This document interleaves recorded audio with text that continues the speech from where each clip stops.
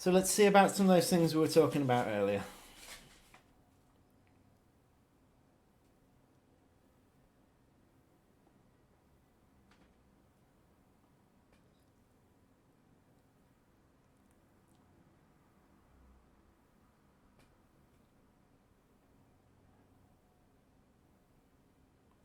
Okay, so I was talking about the invasion thing, rather than being a bull, being more of a probability thing that gets more probable the more time goes on. Then I was also talking about adding an extra difficulty mode into. You're right, half nerd. Here to have you back. Extra difficulty mode thing into free play. There was a couple of community suggestions.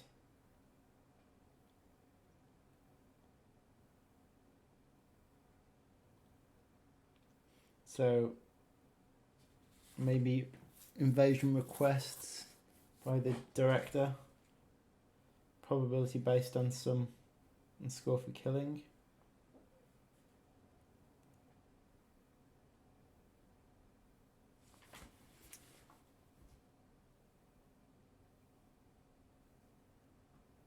So hang on.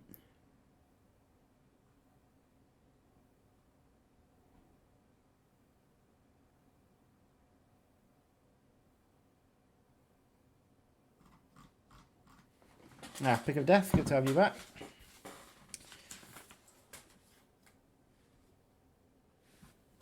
Okay, so I'm going to start with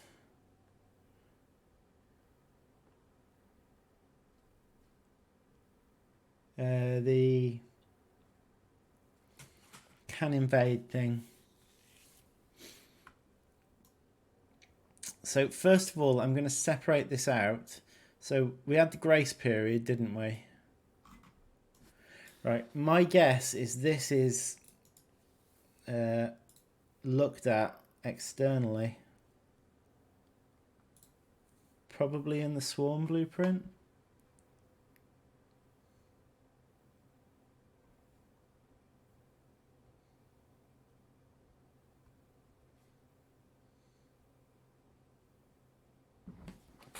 Or maybe it's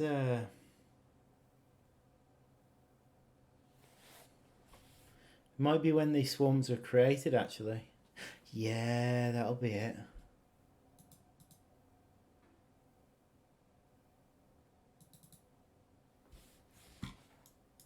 So yeah, this is where the swarms are spawned.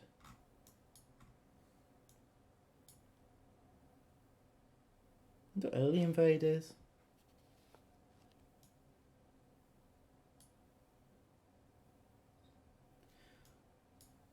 So never attack colony essentially gets flagged. Yeah. Okay, so literally anything spawned in the first 10 minutes can't attack you. It's only stuff spawned after that point.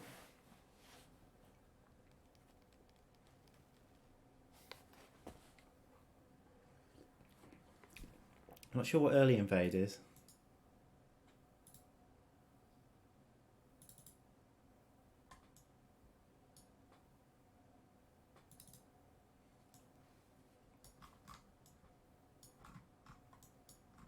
Oh, no, I do know what early invade is. Early invade is given to certain low-level creatures, I think. Which are, I guess, allowed to... See... Wait, the spiderlings can early invade.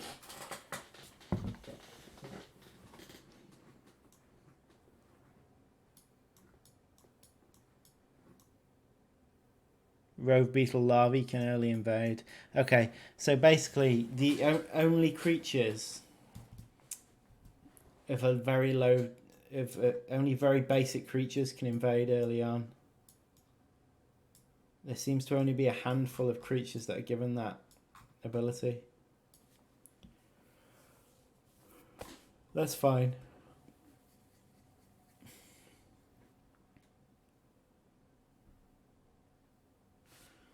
Right. So there must be a fairly high probability of invasions later on. But they might be being spawned with an aggressive temperament. That's chosen temperament. Temperament's a bit of a funny one as well. Decide temperament based on difficulty value. Okay, so maximum chance of aggression happens at 200% temperament. 200% difficulty, sorry. And on an aggressive temperament, I think they've got a fairly high chance to attack the enemy.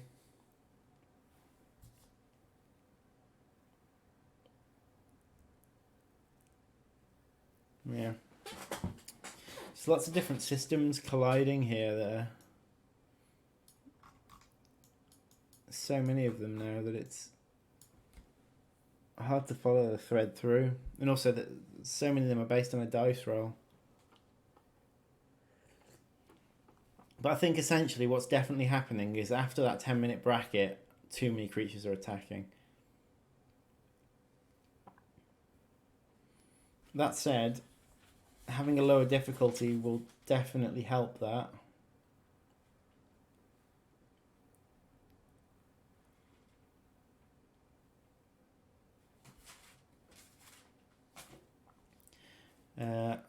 However, I think I want to make it possible to... I think basically the first 10 minutes, the invasion is completely off. Then over the next 10 minutes, it's a dice roll based on the difficulty,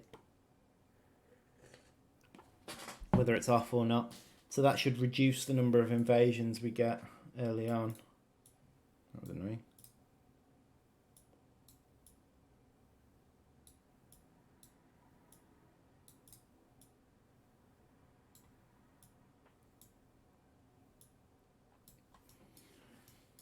So if I come up with some logic here, so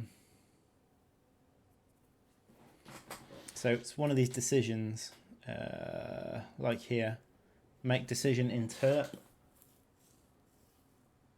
It's exactly this kind of thing that we need. So it interpolates the probability over the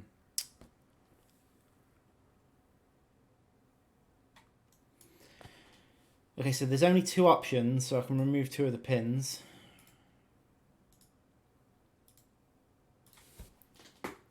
And what do we say? That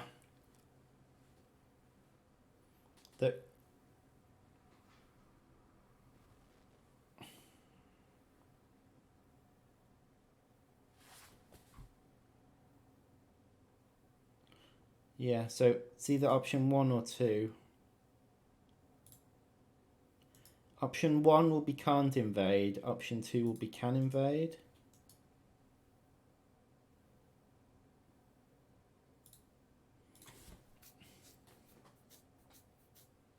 I played 0% constant difficulty free play game with leaf cutters 1 hour ago. Most of the enemy creatures were near the nest later that game. Got killed by an Uber in the end. 0% constant difficulty.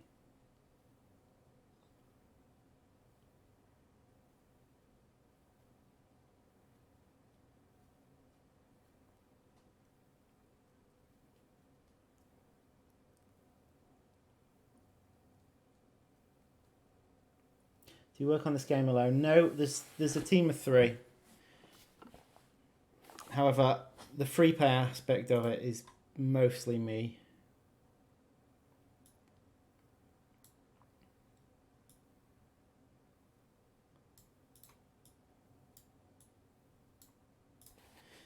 But the other two work on various aspects. Liam's heading up the movement code rewrite at the minute, which is nearly done. It's very nearly there. Ironing out the bugs at the minute. Okay, so at the moment, let's say that's can't invade and that's can invade. But for the first 10 minutes, there's not going to be anything invading as there is now. Then over the next 10 minutes, I want to slowly increase the chance of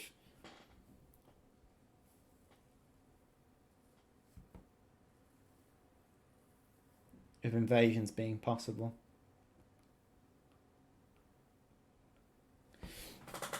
In fact, I can base this on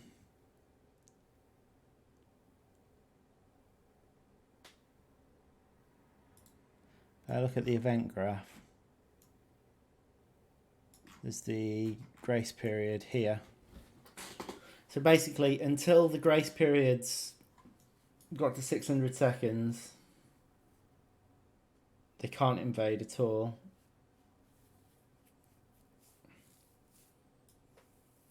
After that, I want a linear increase between the grace period being 600 seconds and 0. So an inverse.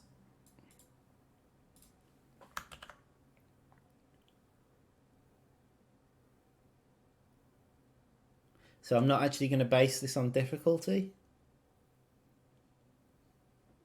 This is just going to be based on time. That might come back to haunt me. But I might redo the grace period thing anyway. As I said, I might do that, make that easier with, but we'll see. Spawn swarm. Okay. So, grace period. So I need this value to go from 0 to 1.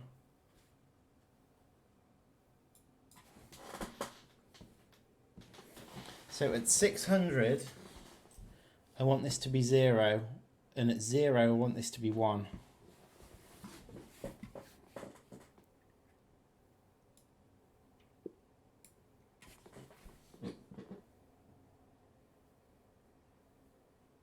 So what's the equation for that? So linear interpolation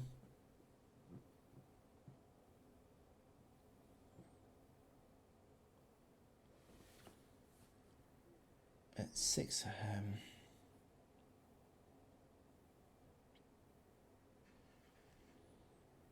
Grace period is 600. Wants to come out at 0.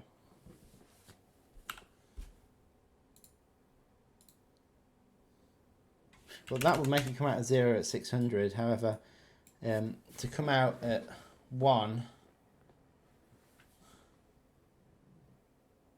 no. What we need to do is we need to divide grace period by 600.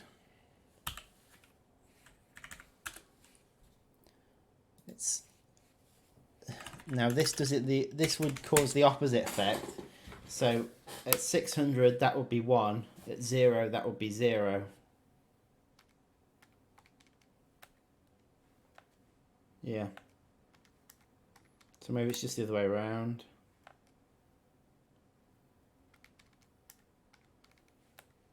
Yeah. So if I did it the other way around, so 600 over grace period. So when grace period was 300, no, that'd be 2.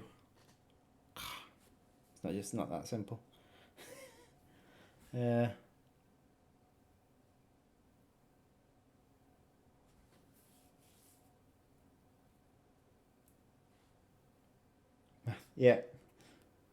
1 minus. Yeah, it might be 1 minus. Yeah. It's not time over. Yeah, I think you might be right. 1 minus 300 over 600 is 0.5.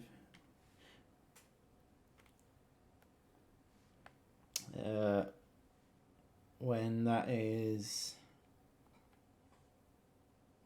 nearly 0,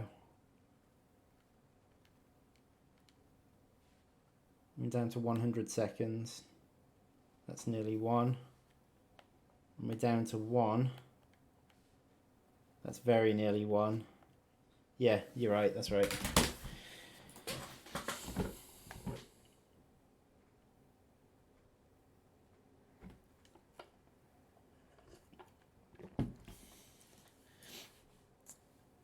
I think when you got a small team like us, it allows it's funny. The bigger your team, it doesn't necessarily mean the quality is going to get better. It means you can do things like better quality graphics and better quality and better performance improvements and that sort of thing. Those things are definitely better in bigger teams.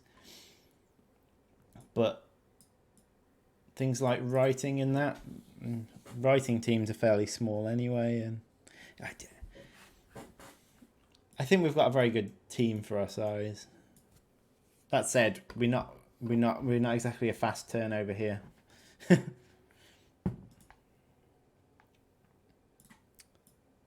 Yeah.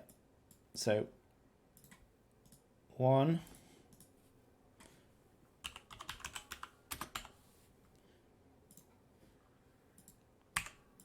minus grace period over 600.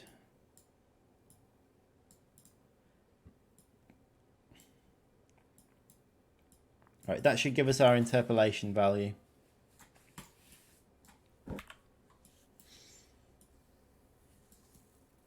What have we got here? Okay, so here we've got a 5% chance. Although we don't need numbers that big. We've got a 5% chance of being able to attack. I'm going to go even smaller. I'm going to go with a 1% chance. And this doesn't necessarily mean they are attacking. It means they can attack. And then at the end, we're going to change it to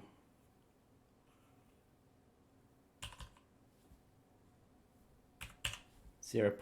Oh no.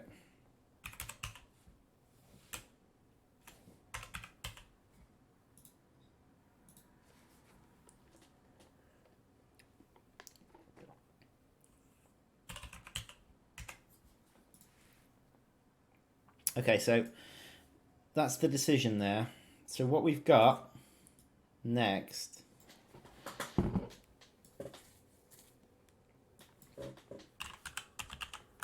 so if can invade is false,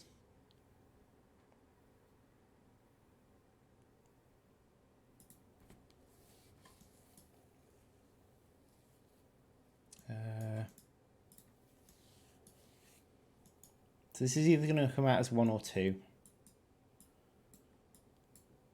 Or 0 or 1, sorry.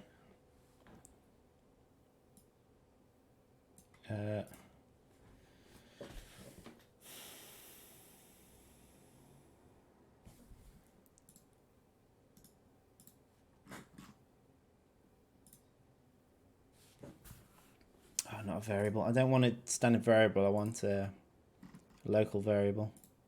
There we are.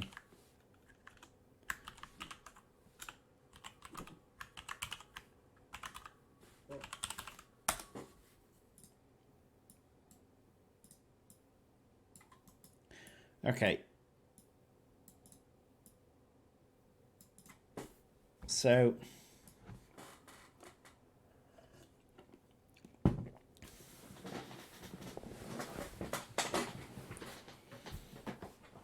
chosen can invade, so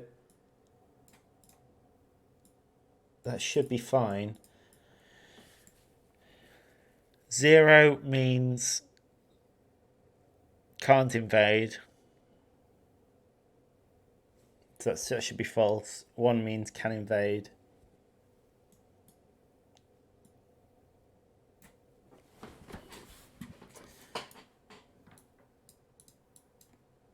So if can invade is true, then we go that way. If can invade is false,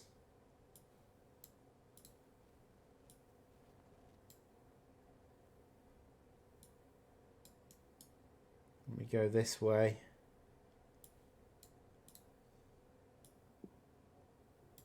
And either way, we go back up to there. Okay, we're getting there now. Okay, now I need to intercept this at this point.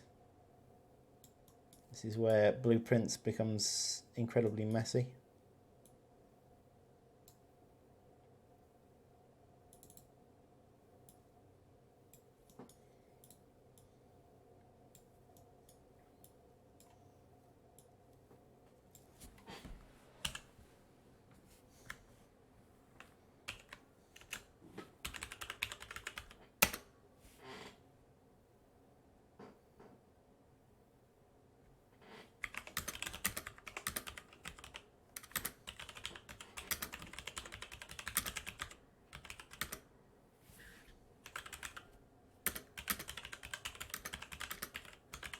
I don't think I need to do any save changes here. I think that's I think the way I've done that should mean that that'll work.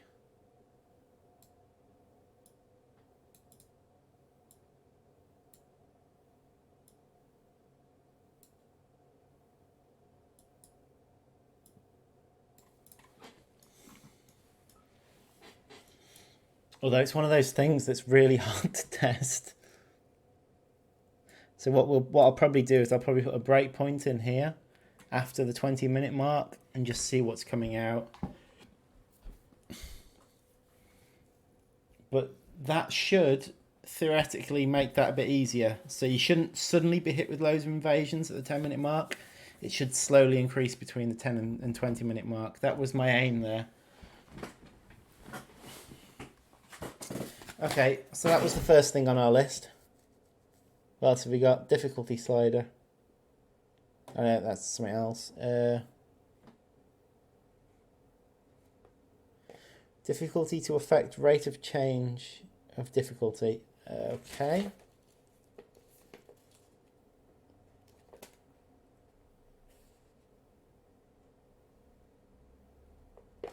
Invasion probability based on creature's score for killing. Now, see, this was meant to be part of what I've just done, but I've approached it in a different way than I thought I would.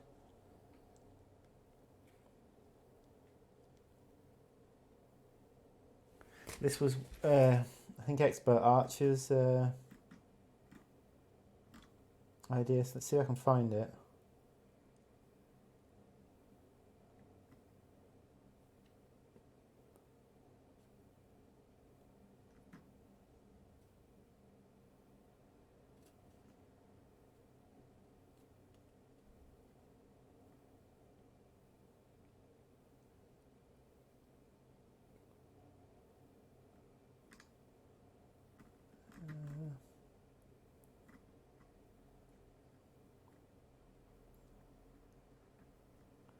I can't find it.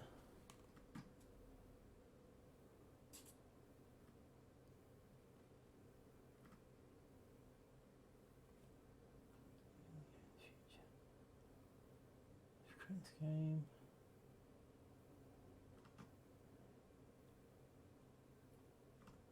I can't find it. No, I won't. Come back to that. Right, we could have a look at the difficulty affecting the rate of change. Okay, so this one's a bit more involved because it doesn't just involve the freeplay director. It will involve things saving into the freeplay save setup files.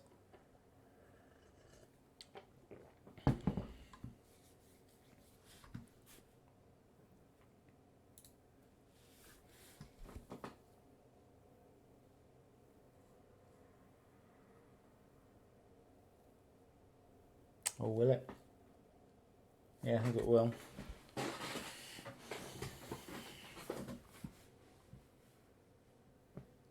we definitely need an entry for it in the... This is where things get tricky. Trying to find blooming space for stuff in the free play setup area. Okay, let's have a look, shall we? UI, free play setup.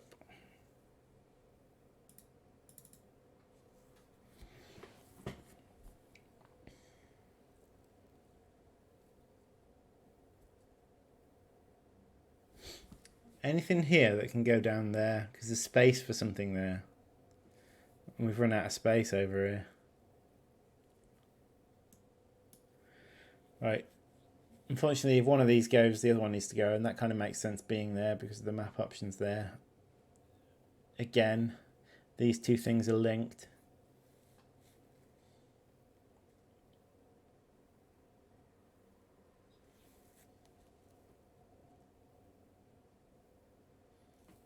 So if one of them goes, the other one's got to go. These are the difficulties. I don't want to move those, that's what I'm talking about now. I want to add an extra option to them. And these are kind of related to difficulty as well. I wouldn't mind moving landmarks, but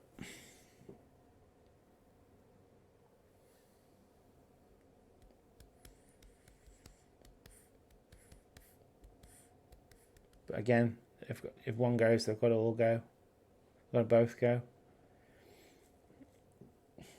Other option is that I could reduce the size of the text.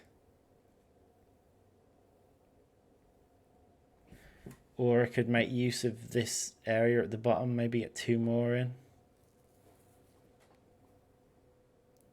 Is difficulty calculated based on the total time, or is difficulty added each interval? It depends what difficulty you're talking about. I'll show you the difficulty calculations. They've all got different calculations based on and some of them are combinations of other calculations. So here's constant difficulty. On constant, the victory difficulty is applied to everything, by the way. So constant difficulty is literally a constant value, which I believe is set up over here. It's somewhere around here.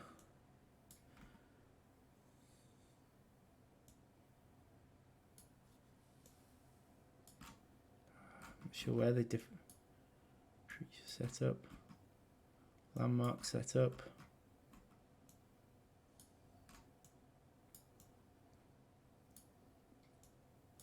Either way, the constant difficulty is set at the beginning, and then it's just constantly used. There's no, the only thing changing it, the difficulty at all in constant is the victory. On ramp, we've got the delta time since the last update times the ramp rate that gets added to this ramp difficulty, and that gets added to constantly.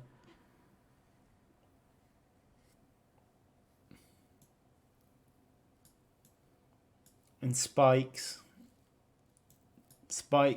on its own is just a constant difficulty with the spike difficulty, and the spike difficulty comes from a dice roll,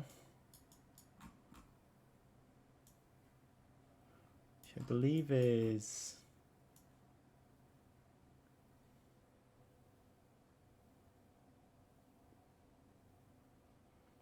I think it's in one of these collapsed boxes. Maybe it's in creature setup.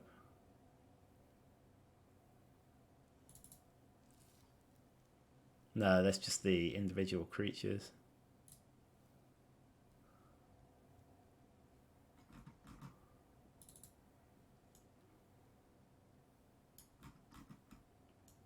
But essentially the difficulty values are kind of run in different groups here.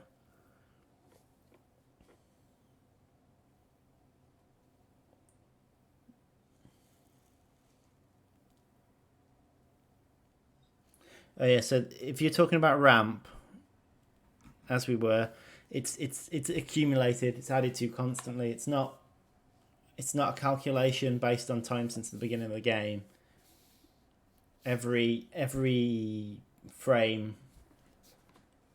it's added to as a multiple of the amount of time that's passed.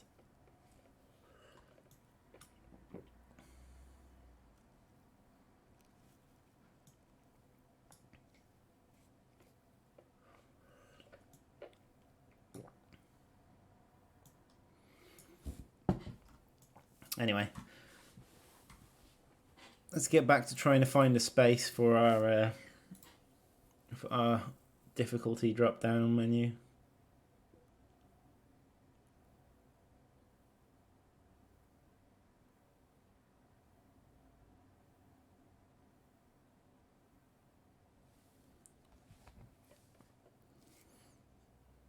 I'm kind of thinking that I might be able to collapse some of this. Oh, that's a bit more tricky than I like, though. I think these tick boxes are a little bit superfluous, but at the same time, we've got a table going on here, so nothing's really easy to change.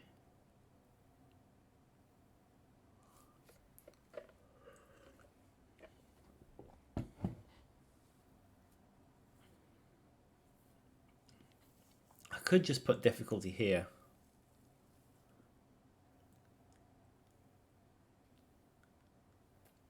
I'm just going to do that for now, and then maybe think about it at a later date. So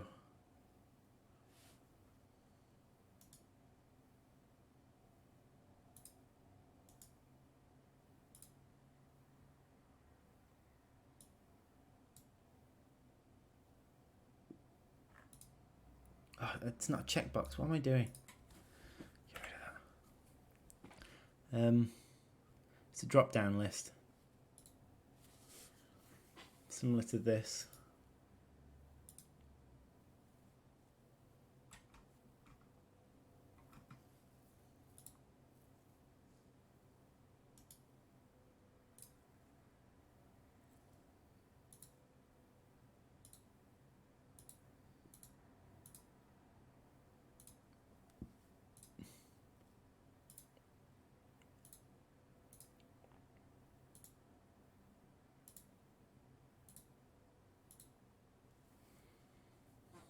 Down here seems a strange place for it. I'll worry about that later. At the minute I'm focusing on getting it working. Difficulty? No, we've already... Alright, problem is we've got difficulty type here and start difficulty. So we need to come up with a new name for this.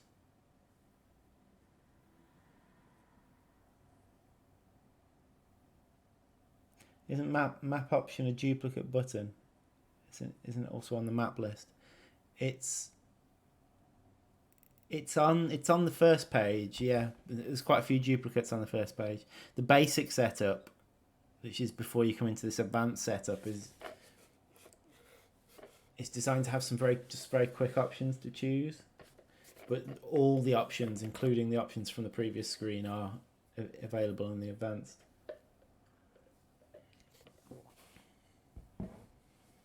Right, so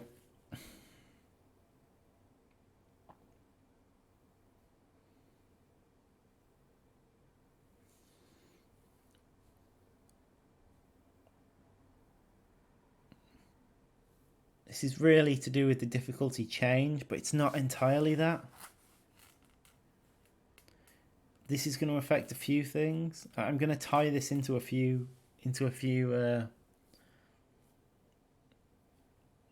things in the background, including ramp rate,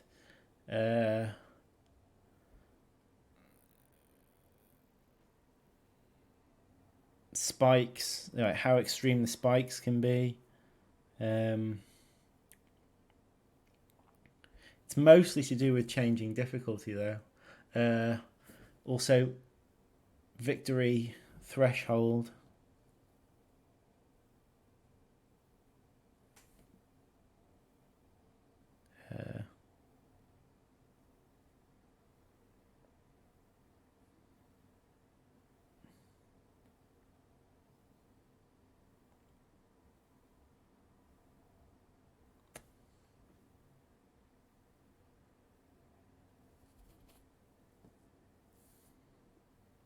So it could either be difficulty rate of change, or I can't say that. Difficulty, because it's not entirely that. Call it play difficulty.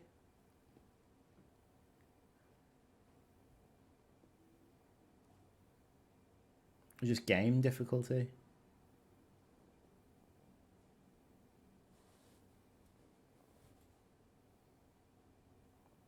But people are going to get so confused between I think difficulty type's a bit confusing anyway, unless you've got a mathematical or engineering head. Understanding what I'm talking about with difficulty type is a bit confusing for people.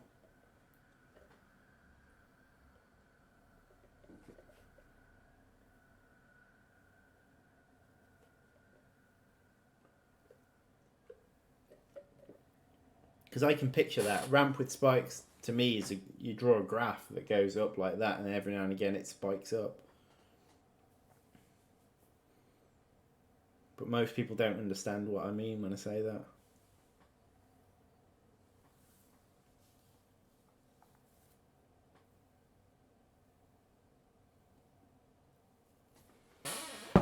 I can get hung up on these things, so let's just call it play difficulty for now. Free play difficulty.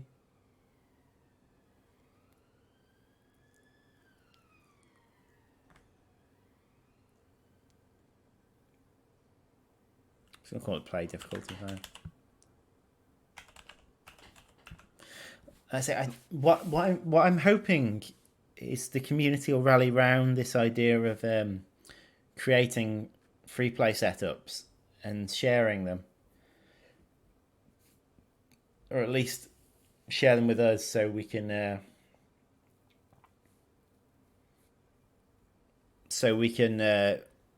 come up with some starting ones for people to play with. So basically, the average player just selects a setup from the drop down at the top rather than having to worry about any of this, and has a different experience with each one.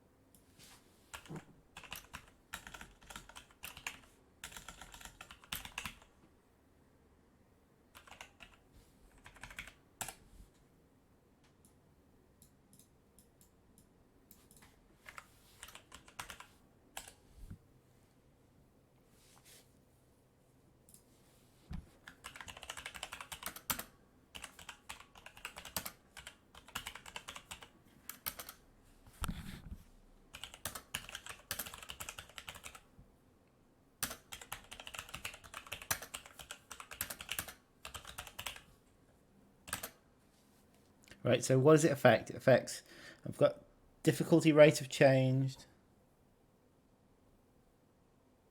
Oh yeah, you're right. It should be consistent with the rest of it.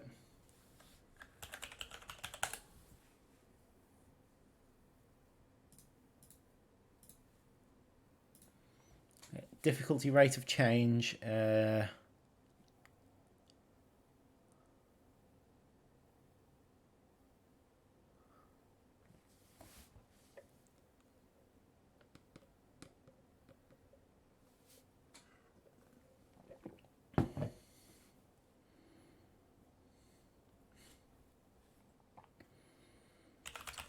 Starting time without attacks.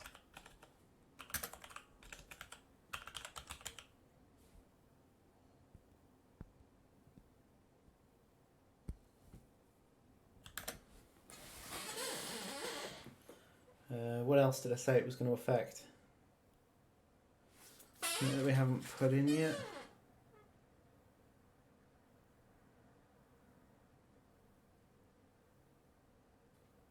Oh yeah, victory conditions.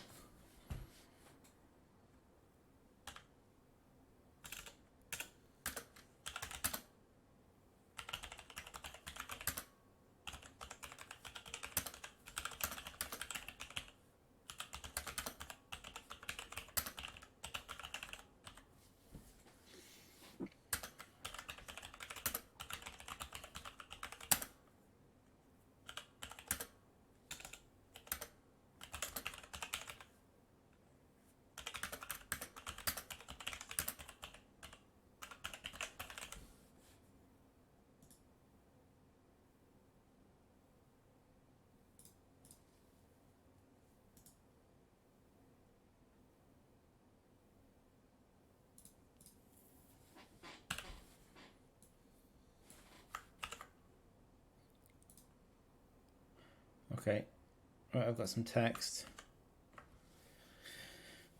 Affects various aspects of play, including difficulty rate of change, starting time without attacks, and difficulty increases as you approach a victory condition. Higher difficulties add an increase to the score multiplier. Okay, that should be fine.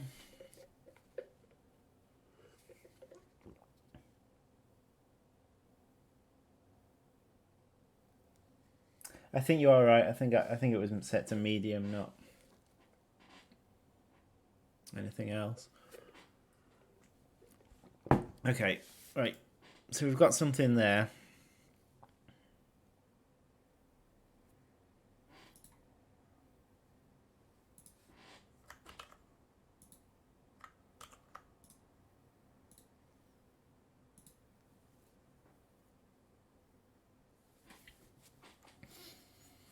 Right, now we've got to bring that into...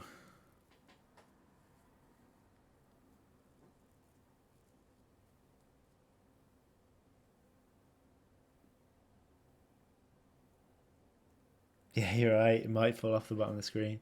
I'm not sure how it's set up, whether it's set up to come upwards or what. I guess we can have a quick look.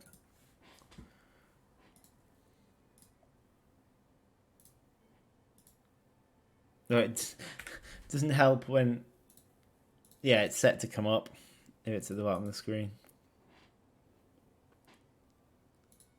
It's alright then. But I'm not... I don't think this will be its final resting place. I actually think this probably needs to go somewhere either with the other difficulty options, which would make the most sense to me, or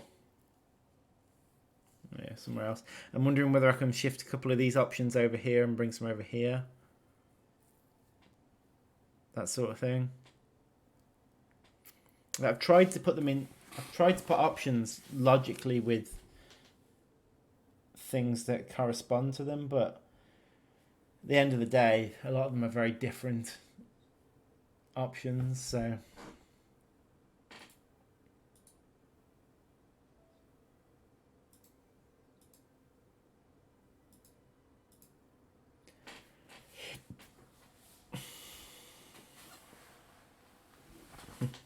That's alright, you make me think about things that I wouldn't necessarily pick up on otherwise. You're trying to find bugs before they happen. Where's that It's like in what was the Tom Cruise film? Precogs, trying to stop crimes before they happen.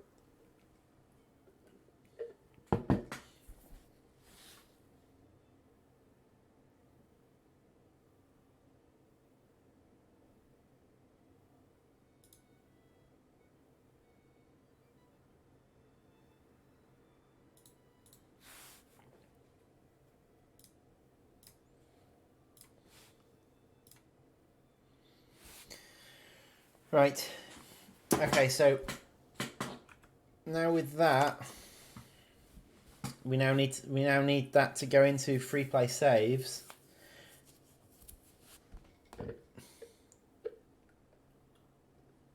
And then take that through into gameplay. So probably going to need to go into the code for this. Only briefly.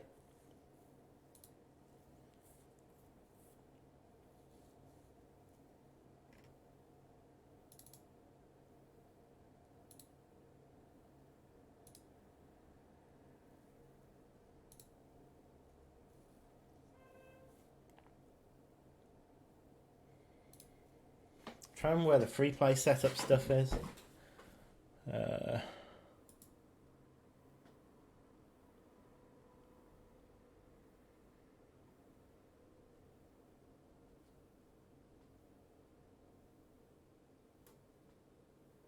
Possibly.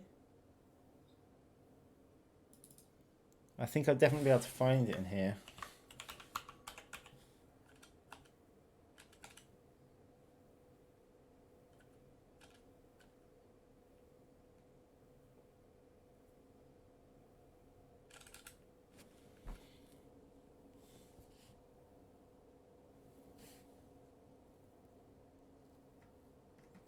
First time setups.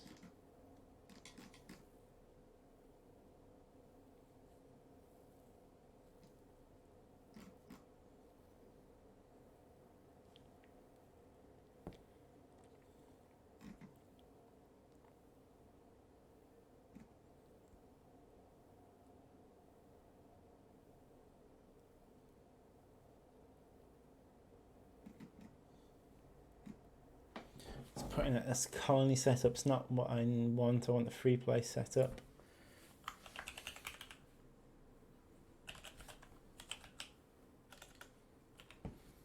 What's a free play save? Actually, free play save will probably have a link to what I need in it, so I can follow that thread through.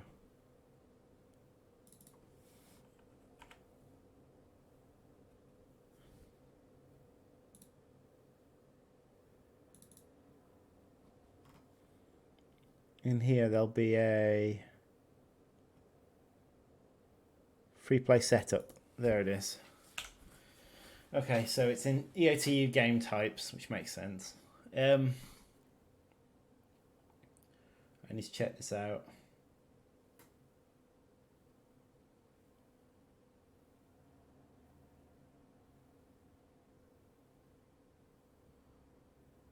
It's source EOTU game structure.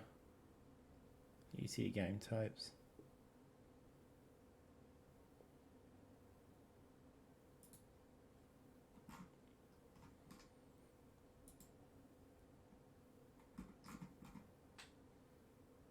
Game structure, game types.h. There we go. Right, checking that out for edit.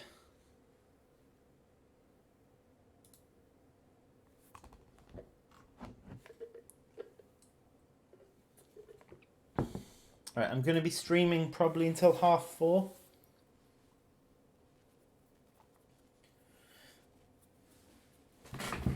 At that point, I'll be ending the stream. I'll be doing more work on this over the weekend, and hopefully, and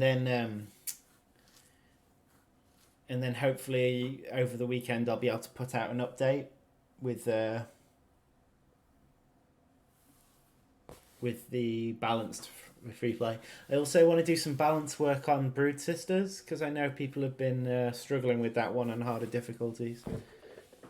In fact, I think on harder difficulties, the computer moves on so quickly that it screws itself over too quickly early on. So just harder difficulties, I just want to give the computer more time to harvest underground and that sort of thing.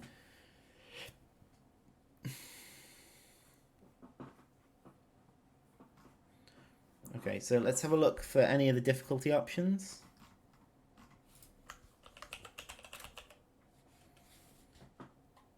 Okay, so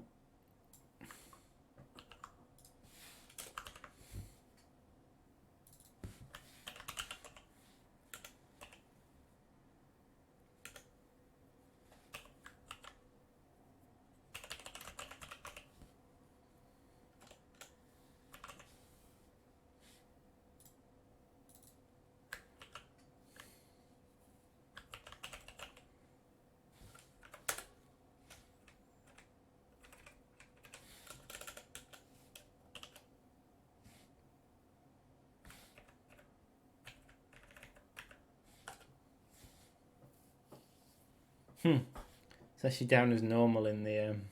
I'm wondering whether I've messed up. Right, I need to check that it's consistent across the two. Check. Normal / medium and formicarium. Basically, I need to make I'm going to go into the formicarium and make it match whatever it is in the formicarium, because that's what's been around for the longest. There's a very real chance that when I was setting up the extra level menu, I didn't check what was consistent. There we are.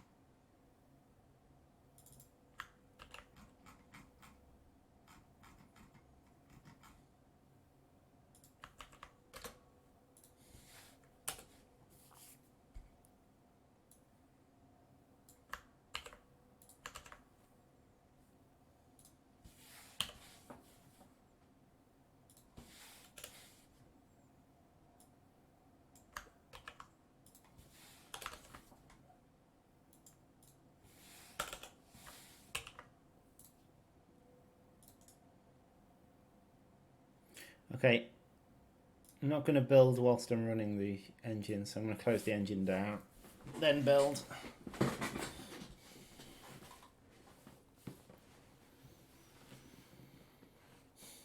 I'm going to also see if there's anything to pull from the others whilst I'm doing a build.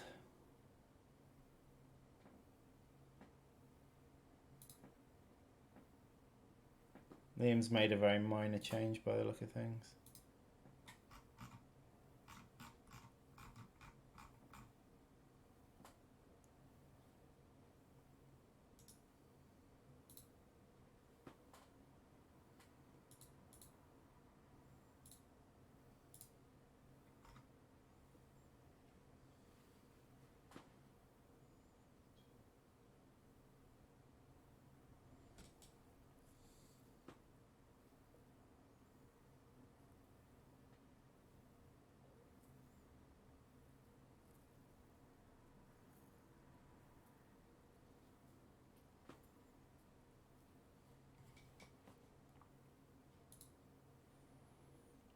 I'm having a look at your Hofnerd. I'm having a look at some of your suggestions, some of your balanced suggestions.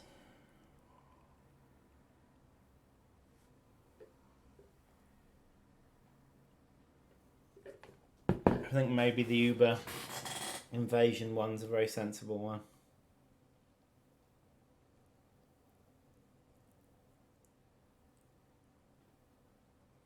Give the player time to address it on the surface for a while before it can consider invading.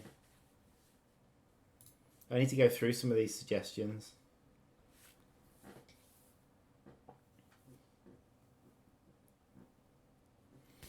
Okay, so this is going to take a while to build, so I'm going to go through some suggestions from the forums. I need to get a new pad because my pad's run out. At the minute I'm just using scraps of paper. There's a stack of writing paper here, so I can use that. Right, so whilst this is building, because it is going to take it a while, we're going to have a chat about what's coming next. Not what's coming next, but we're going to have a chat about other things I can do to improve the...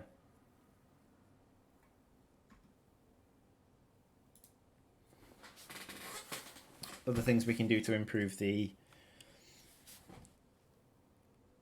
difficulty settings.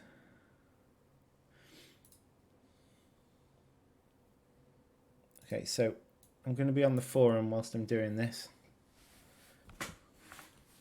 Okay, so first of all, suggestion from Uhoff Nerd. One was posted to me by Mike a second ago, which is giving players a chance to address an Uber on the surface.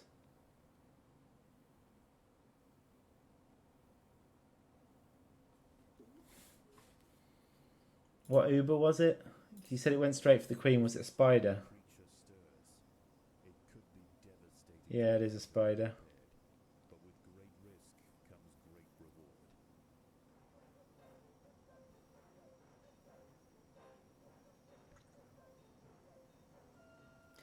See, spiders shouldn't attack the...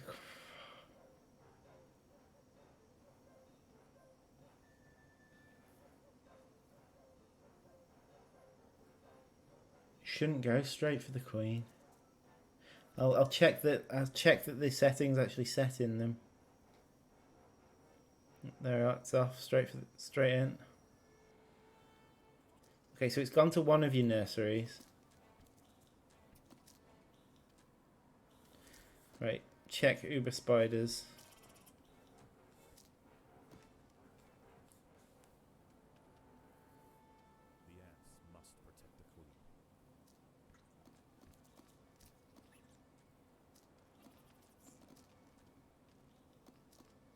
You know what? You know what that is? It hasn't gone straight for your Queen. It's not even targeting your Queen. But Ubers have an AoE attack.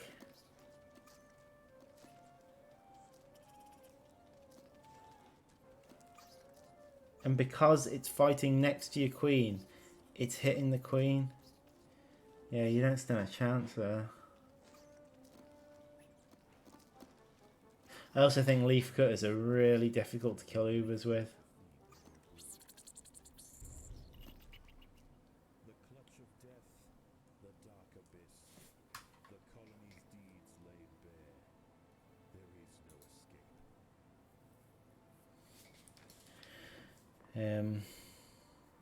So first of all, check Uber Spider. No, I don't know. No need to check it. I know it's not gone straight for your Queen there. It's just how that happened. Give players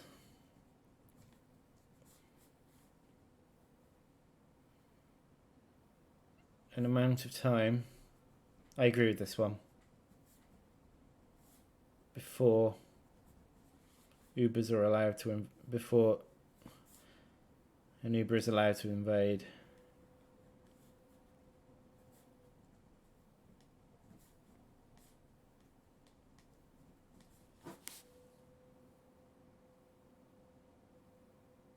Yeah, black ants. You don't really. There's nothing really you can really do with black ants against Ubers.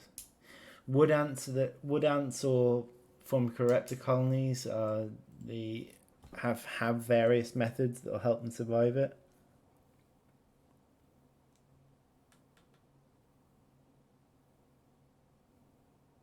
I'm wondering whether Ubers have been balanced too much around Formicoraptor.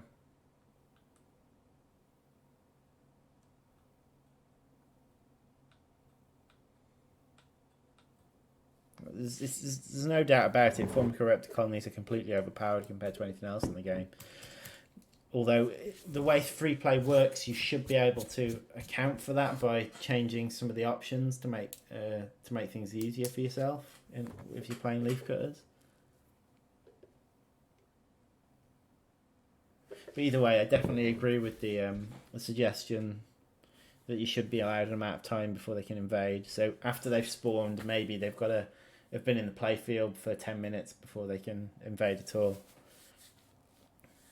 That'll give you a chance to attack them quite a few times. Yeah, the wood ants being the only ranged units in the game, that gives them a big advantage in that respect.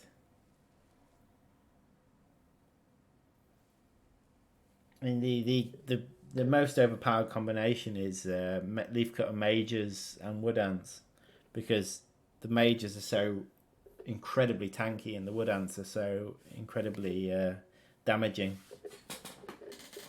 that they make up for each other's failings.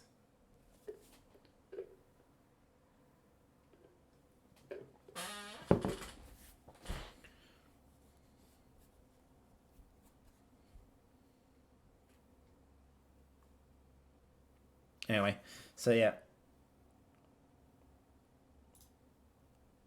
I think that's definitely a yes to that suggestion.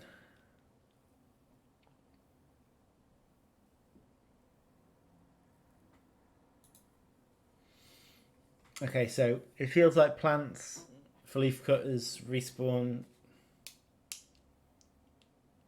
slow enough to run out at times.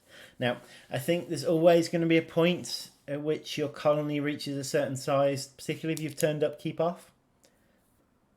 Your colony will reach a certain size that it'll just be harvesting leaves really, really quickly. That said, there's probably more I can do here. So we've got a few options. If you go down the road of the further you get into the game, the higher the respawn rates of plants. You could go down another road of, if you've cleared a plant, maybe that increases the chances of another one spawning. For each plant that's gone, it increases the chances.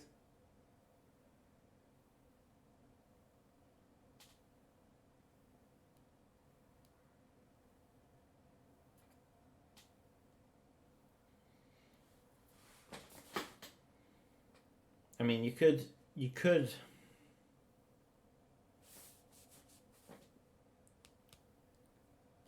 make it so each time a plant was destroyed, a new one was spawned. Like when the whole thing was harvested. That would be an interesting one. Because that would give you an infinite resource stream. Resources wouldn't get more difficult to get.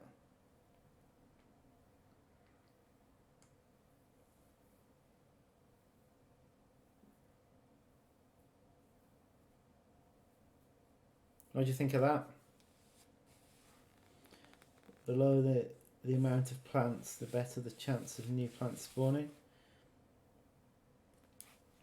I think having one in, one out would be pretty easy for me to do at the moment, because all I do is, part of the despawn code for a plant would be to spawn a new landmark.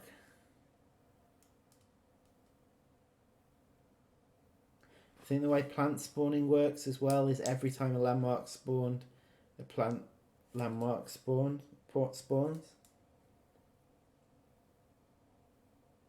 Though I think I might need to change that. I might need to decouple them.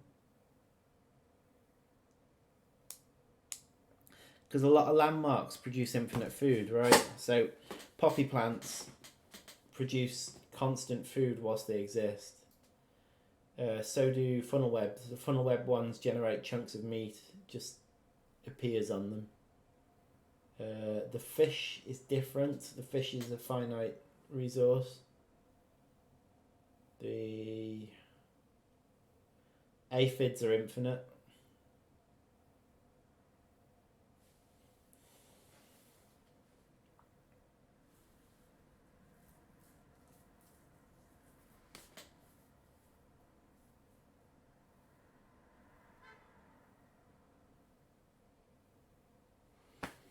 I'm not sure what's the best approach to this. I could make it one in, one out, so every time you clear a plant, a new one spawns, and then what I would do is I'd remove plants spawning randomly. So you have to clear them in order for new ones to spawn.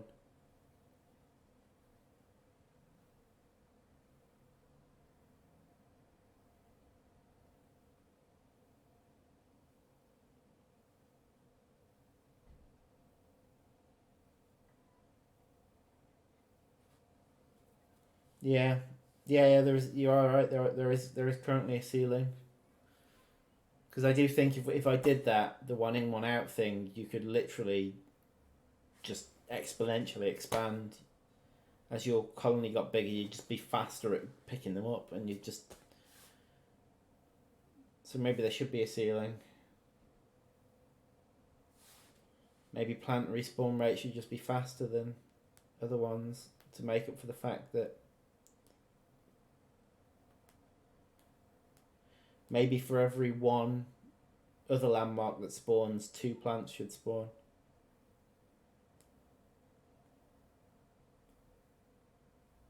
At the minute, it's 1 plant per one other landmark. I think it just spawns a plant every time it spawns a landmark.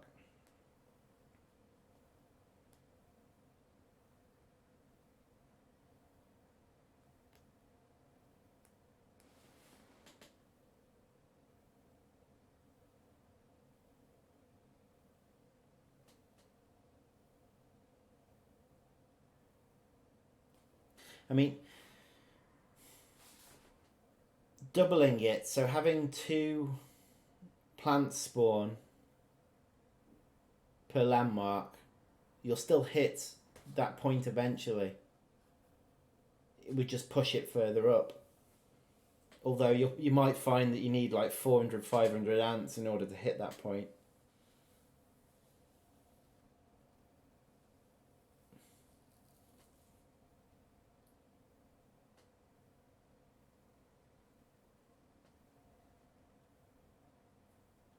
Oh, you mean,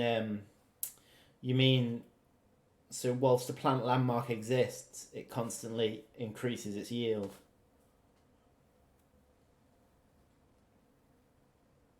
It's another option.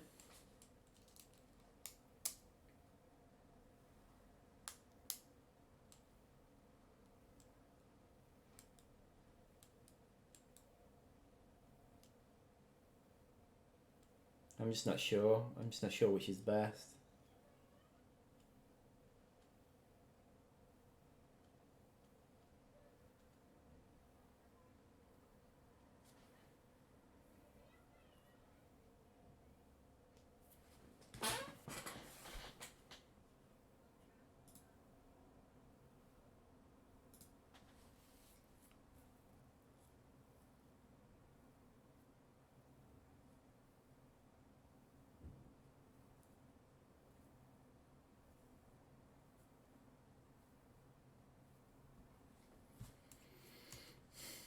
That would be the easiest one to do. Would be just spawn two plants every time you spawn one of something else.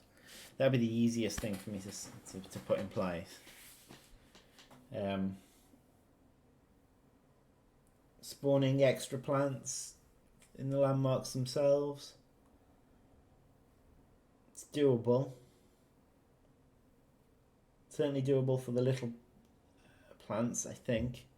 But you want the player to not be looking at them at the time, so you'd have to do the same check as I do for the landmarks, which is whether the player's on the surface or not. If they're not on the surface, it delays it. It just gets a little bit fiddly.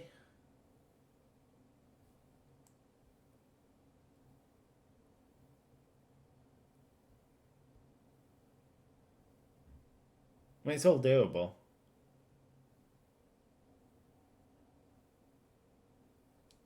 It's just whether it's worth the effort. When I could just double the spawn rate, and that we might find that's fine.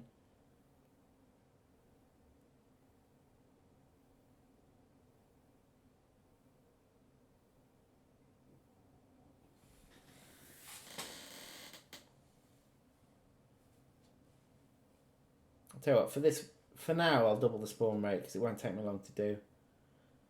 Note that down. Double plant spawns with landmark spawns. That is definitely the easiest thing for me to do. So I'll do that for now and we'll see what happens. Okay. So going back to the forum.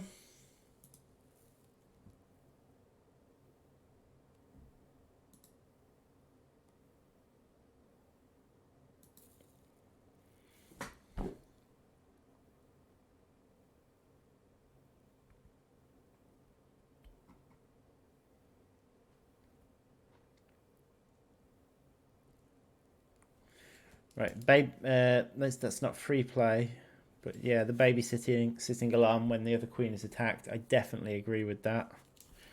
So I'm going to note it down anyway.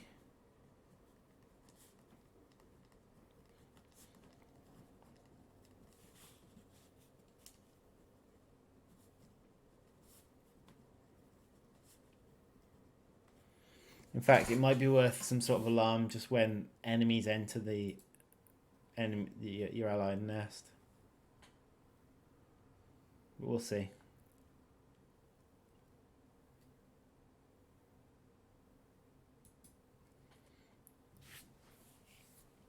Leafcutter Major and passive ability project strength. Would set a threshold for environment creatures to attack the major ant or any allied ants near it. The effect would stack for leafcutter ants. All fights are a net loss in food. This ability would allow leafcutters to reduce the likeliness of enemies to attack them.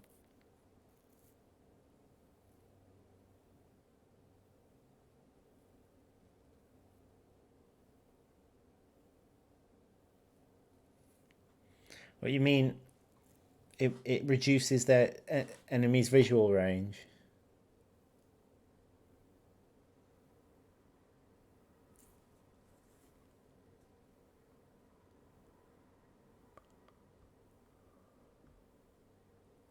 So you're trying to come up. So you're trying to come up with basically methods of leafcutters having a clearer environment.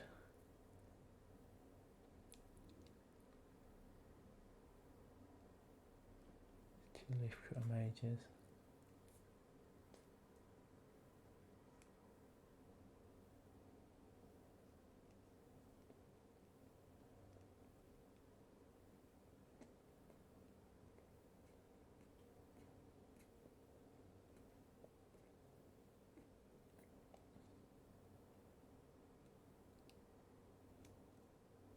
I see. It's an interesting idea. Kind of giving the enemies a more cautionary take on things rather than just attacking everything they see.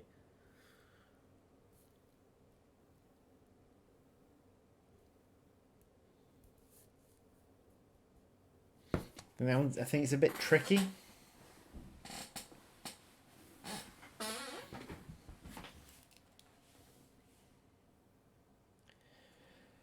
I mean, there's a sort of check done in the, although I think it's just basically done on numbers, is the beach tiger beetle larvae. Before they attack, they make a decision based on how many enemies there are.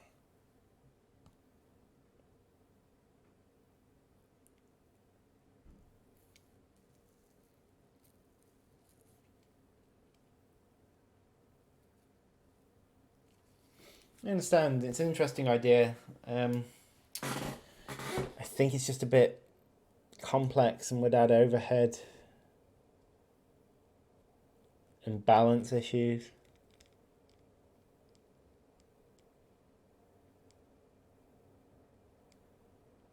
I actually quite like the idea, but I think if you add something like that, it'd be a system you want to add game wide, and then give creatures like an aggression value, so whether or not they'd attack anyway. I think it's probably a little bit outside of the remit I'd want to go down for balancing.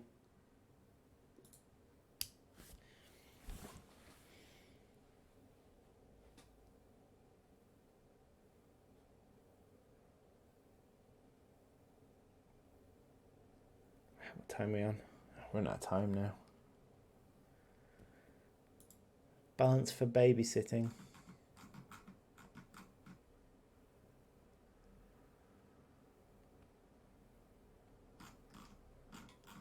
I'll come to balance for babysitting at a later date. At the minute, I'm trying to focus on free play.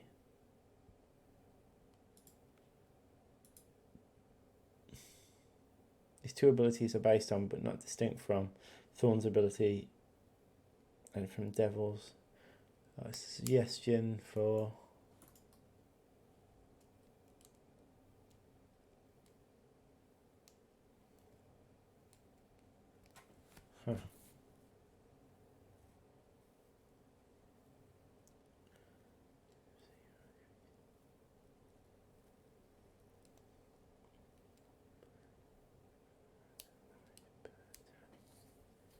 against a spiked opponent. I see. Right, Thorns already exists in the game,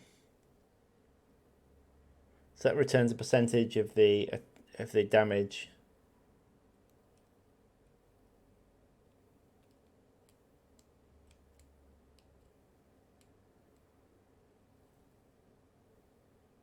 Yeah, spikes.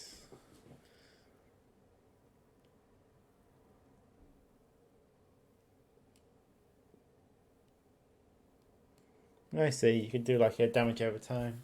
It might be worth considering for future creatures, definitely. Kind of a poisonous thorns. Definitely think that's worth thinking about.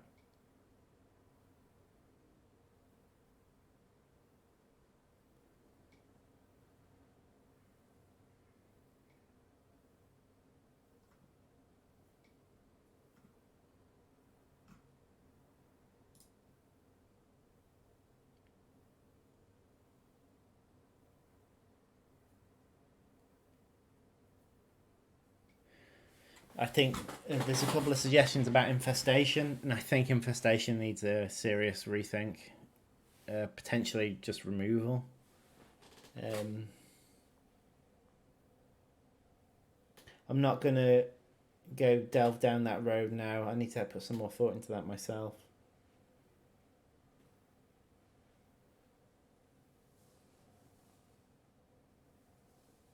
Yeah, prevent enemies from waiting on nest entrances. I'm going to try and make sure that one's implemented by the time it goes out over the weekend.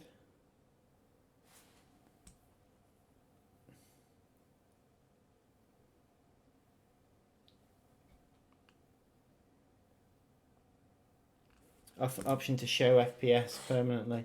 I think that would be a nice one.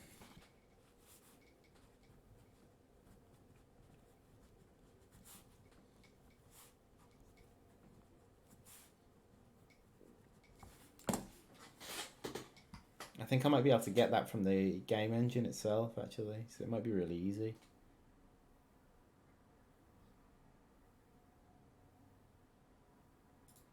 Victory conditions and balance plus suggestions.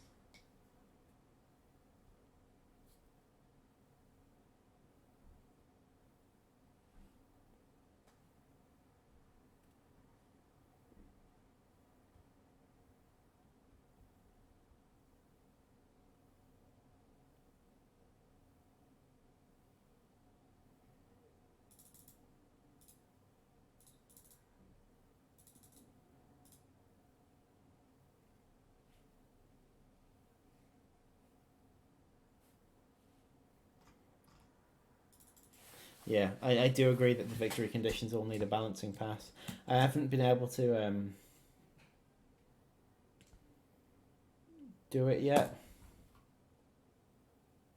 We'll get there with it. Okay.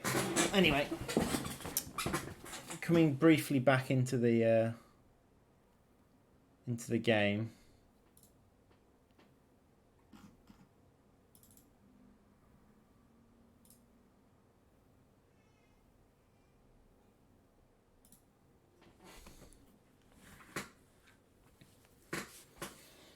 Okay, so we'd added the difficulty drop down. I now need to make it save it.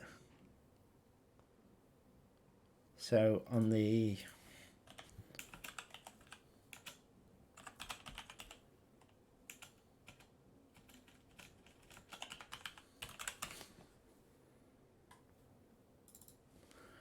free play setup,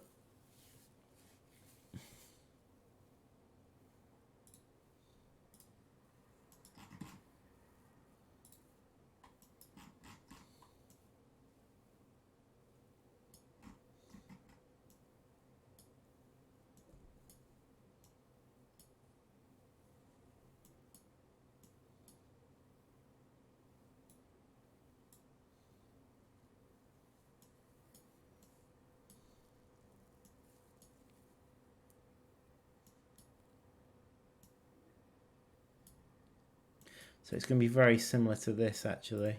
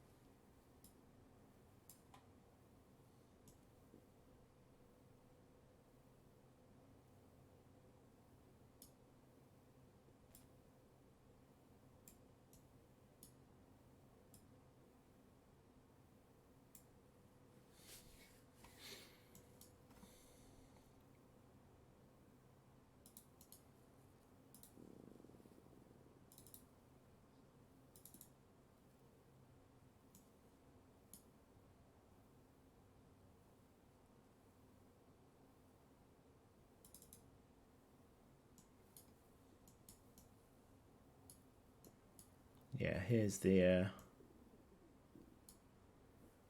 other area.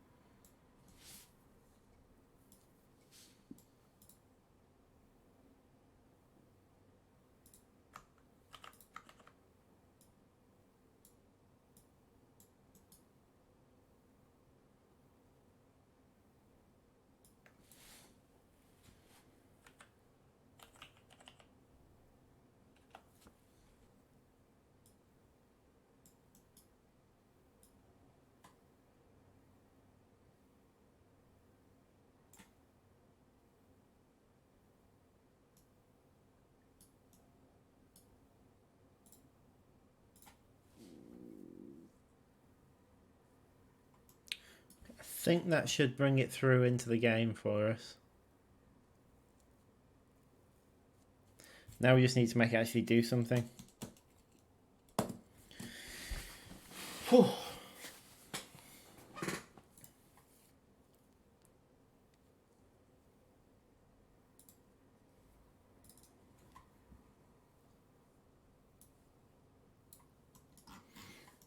Okay, so I listed 3 things that it was going to do.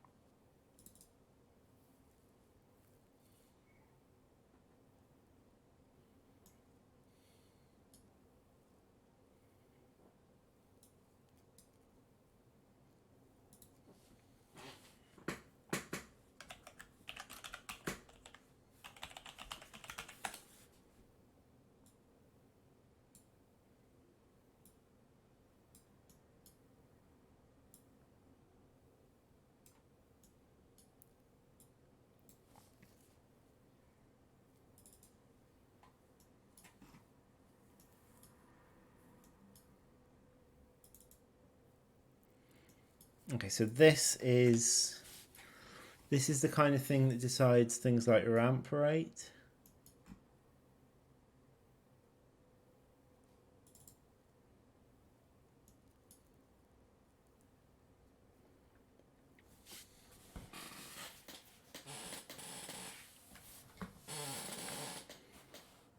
I mean, this...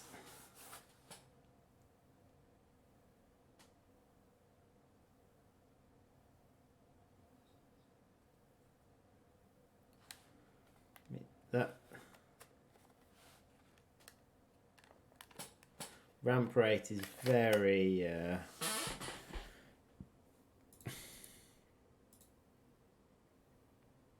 that's never used anywhere else.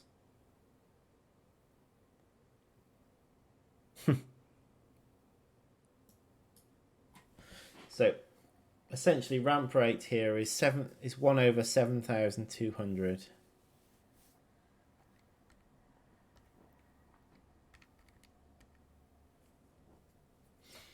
The idea is it increases 100%, so it goes from 0 to 1 in 7,200 seconds.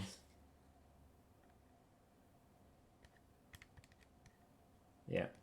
So it does 100% difficulty in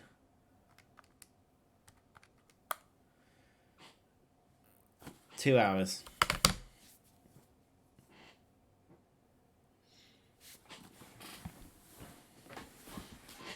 However, what I am proposing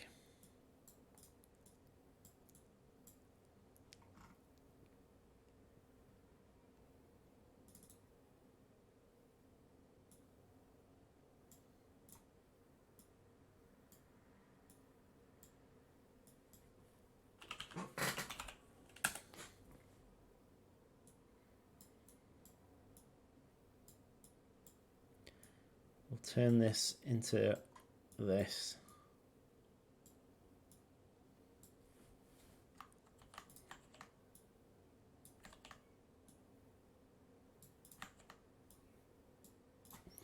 Now, the current setup is probably normal, I think.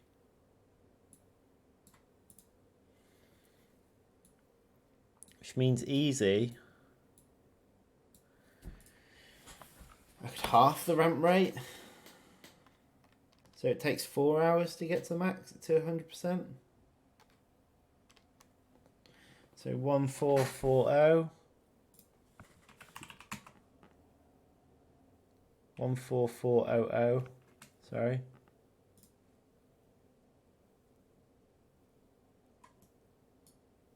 Easy is always meant to be very easy.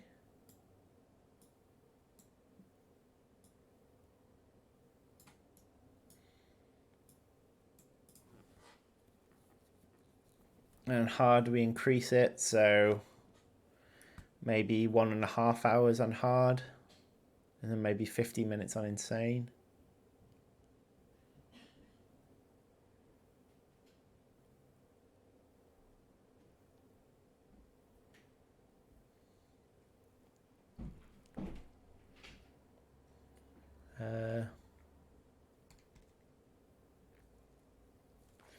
So 60 minutes, 60 seconds times 90 minutes, 5400.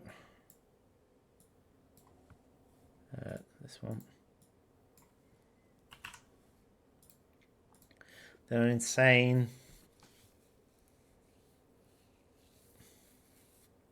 Maybe 50 minutes.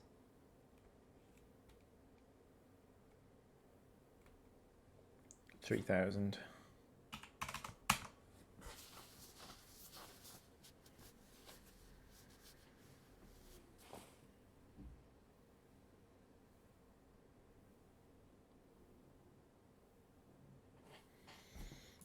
Okay.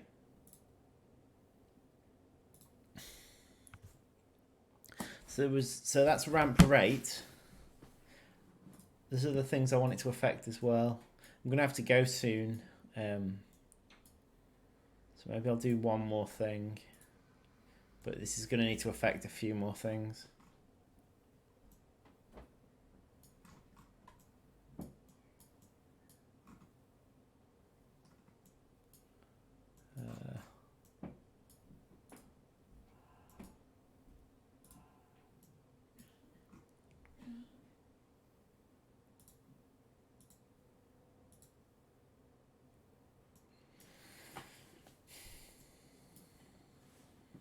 Right, so it's not going to affect constant. Like, a constant difficulty is just a constant difficulty.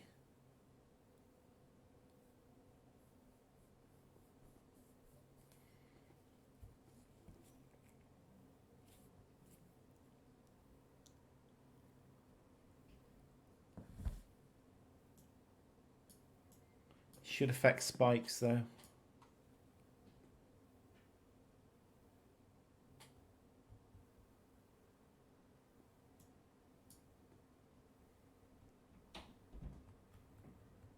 So 1 in 10 chance of a spike happening every minute.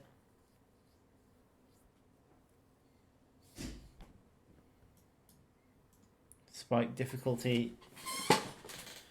That's what we'd do. Is we'd make the spike difficulty be able to go higher in more difficult setups.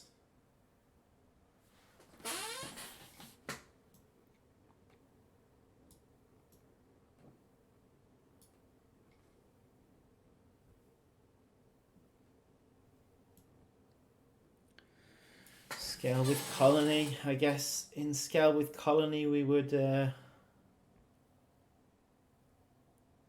make your colony have more of an impact. Each thing you build. Random's just random. I suppose you could make it go higher in random. So you could do that in spikes as well. Well, I said that a second ago, but you could do it in constant as well. You could make the constant difficulty be up to a higher value. So that's sliding at the beginning changes things. Anyway, I'm gonna have to leave it there. I'm gonna keep working on this a bit, particularly tomorrow morning. There's plenty of places that I want this difficulty to affect.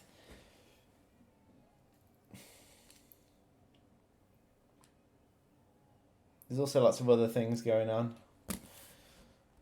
So yeah, lots to do, and I need to do the keeping enemies away from the player's nest.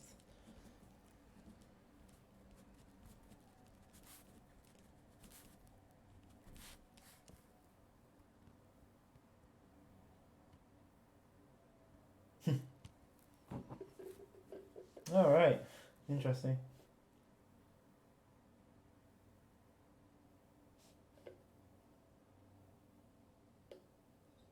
Yeah, I guess that's because they're the same as the price of the worker. I don't know if that's a big issue or not. Anyway, keep enemies away from players' nest. I think enemies should always be kept away from your nest entrance. I don't think it should just be at the beginning. I think they shouldn't be allowed to wander around up there. Because you should always be able to get out and have a look unless they're coming in. Anyway, I'm going to have to leave it there. So yeah, thanks very much for joining me today.